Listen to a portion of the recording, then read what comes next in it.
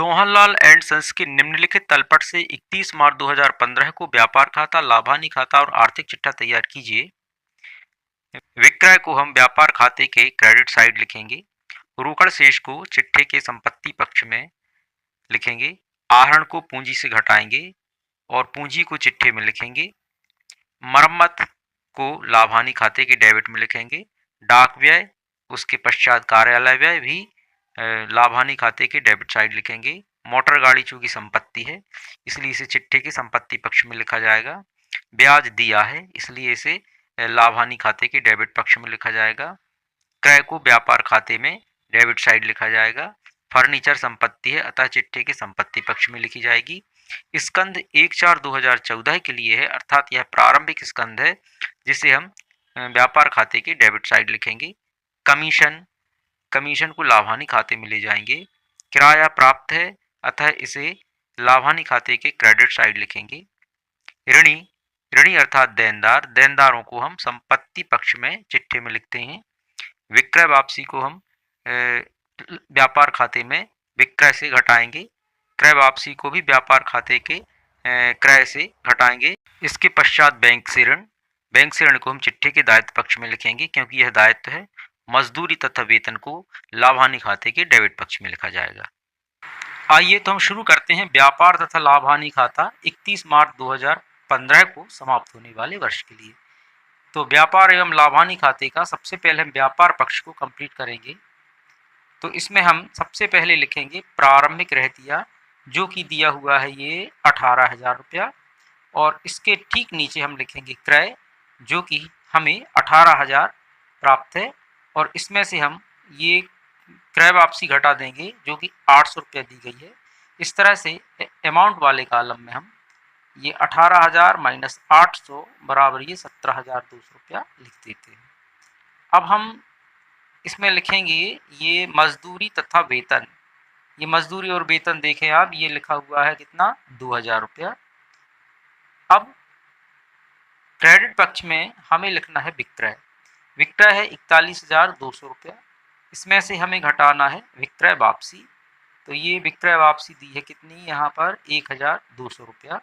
1,200 रुपया घटाने पर ये बचता है 40,000 रुपया और ठीक इसके नीचे हमें लिखना होगा अंतिम रहतिया 30 अप्रैल 2014 का है 30,000 रुपया। इस प्रकार से क्रेडिट पक्ष का टोटल होता है 70,000 रुपया और डेबिट पक्ष में हमें 18,000, 17,200 और ये 2,000 रुपया जोड़ना पड़ेंगे और इन सबके योग को हमें 70,000 में से घटाना होगा। तो ये आ जाता है कितना 32,800 जो कि सकल लाभ कहलाएगा। सकल लाभ को हमें लाभानी खाते के क्रेडिट पक्ष में स्थानांतरित करना होगा। इस प्रकार से व्यापार एवं लाभानी खाते का ये हमने व्यापार खाता क्लियर किया, कंप्लीट किया। अब इसके पश्चात अब हम बनाएंगे लाभानी खाता। तो लाभानी खाते के क्रेडिट पक्ष में हमने ये सकल लाभ जो कि व्यापार खाते से हमने आकलित किया था 32,800 रुपया यहाँ पर हम क्रेडिट पक्ष में लेकर आए हैं। और अब हमें जो अन्य प्राप्तियां हुई हैं जिसमें ये किराया प्राप्त हुआ है जिसे हमने क्रेडिट पक्ष में लिखा है 2,000 रुपया। और अब लाभानी खाते के क्रेडिट पक्ष में कोई राशि नहीं है। अब इसके डेबिट पक्ष को हम कंप्लीट करते हैं। तो डेबिट पक्ष में हम सबसे पहले इसमें लिखते हैं ये मरम्मत दी है 1,200 रुपया। मरम्मत लिखने के बाद अब ये लिखा जाएगा डाक व्यय है 2,000 रुपया और ये कार्यालय व्यय दिया हुआ है 12,000 रुपया। तो ये हमने यहाँ पर 12,000 रुपया लिख दिया और इसके पश्चात अब लिखा जाएगा ब्याज। तो ब्याज ये 2,000 रुपया यहाँ पर हमने लिखा हुआ है। यहाँ ब्याज का मतलब है ब्याज दिया गया ब्याज है, ब्याज एक तरह से व्यय है। और ये कमीशन या जिसे हम दलाली कहते हैं ये भी व्यय है जिसे हमने लाभानी खाते के डेबिट पक्ष में लिखा हुआ है। अब यहाँ पर कोई ऐसी अमाउंट नहीं है जो डेबिट में या क्रेडिट में लिखी जाए। अब हमने ये क्रेडिट पक्ष का योग किया जो कि 32,800 और ये 2,000 रुपये मिलकर 34,800 रुपया हो जाता है। और यहाँ डेबिट पक्ष की जो मदें हैं जिनमें क्रमशः 1,200 रुपया, 2,000 रुपया, 12,000 रुपया, 2,000 रुपया और 1,600 रुपया। इन सब का टोटल हमने किया और इस टोटल को हमने 34,800 से घटाया तो ये आ जाता है कितना, ये आएगा 16,000 रुपया, जो कि शुद्ध लाभ कहलाएगा और इसे हम चिट्ठे में पूंजी में जोड़ देंगे। तो ये लाभ हानि खाता भी हमने अपना कंप्लीट कर लिया है। अब हम चिट्ठे को बनाएंगे। आप देखें अब आर्थिक चिट्ठा 31 मार्च 2015 को समाप्त होने वाले वर्ष के लिए। चिट्ठे के दायित्व पक्ष में सभी बाह्य दायित्व और आंतरिक दायित्व लिखे जाते हैं। तो बाह्य दायित्वों के अंतर्गत सबसे पहले हम लिखेंगे बैंक से ऋण, जो कि 4,000 रुपया दिया गया है, ये 4,000 रुपया। और इसके पश्चात हम आंतरिक दायित्व लिखेंगे जिसके अंतर्गत पूंजी है ये 64,000 रुपया। इसमें हम शुद्ध लाभ जोड़ेंगे जो कि हमने लाभ हानि खाते से ज्ञात किया है, ये 16,000 रुपया।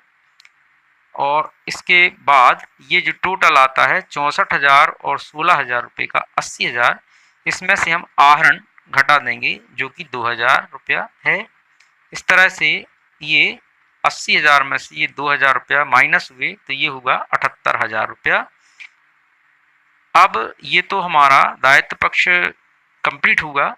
अब संपत्ति पक्ष में हम लिखेंगे यहाँ पर ये रोकड़ दी है 800 रुपया और इसके पश्चात ऋणी जिसे हम देनदार कहते हैं ये दिए हैं कितने, ये 11,200 रुपया, इसे भी हमने संपत्ति पक्ष में लिखा है। और संपत्ति पक्ष में ये आएगी मोटर गाड़ी 16,000 रुपया। इसके बाद ये फर्नीचर 24,000 रुपया और अंतिम रहतिया है यहाँ पर 30,000 रुपया। तो ये अंतिम रहतिया भी हमने यहाँ पर लिख दिया है। इस तरह से ये पूरा टोटल हो जाता है संपत्ति पक्ष का ये 82,000 रुपया और दायित्व पक्ष का योग भी 4,000 धन 78,000 बराबर 82,000 रुपया होता है, क्योंकि चिट्ठे के दोनों पक्षों का योग बराबर होना चाहिए। इस दोनों पक्षों का योग 82,000 रुपया आता है। तो ये हमने अंतिम खाते बनाना सीखा जिसमें व्यापार खाता, लाभ हानि खाता और चिट्ठा सम्मिलित होता है। नमस्कार, धन्यवाद।